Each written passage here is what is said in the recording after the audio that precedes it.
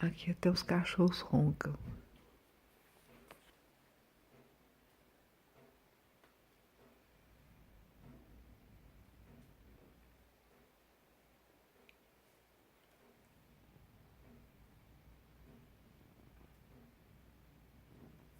Mamãe, você ia passar susto em mim, mamãe.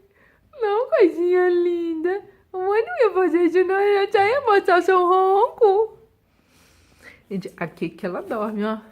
Aí vigia a casa daqui, ó. Fica assim, ó. Daqui da ponta eu vejo tudo. Ela dorme ali, ó.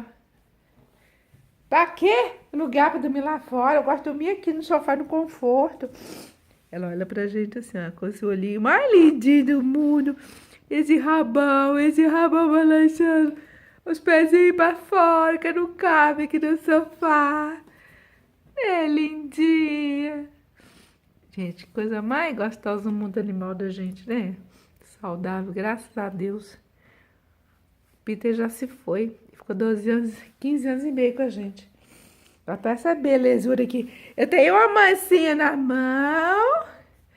Eu tenho um rabo todo de luzes. Olha só o rabo dela de luzes. Luzes brancas. As luzes, gente. Eu tenho luzes no rabo. Né, linda? A barriguinha também tem umas luzinhas aqui. E toda pretinha, toda linda.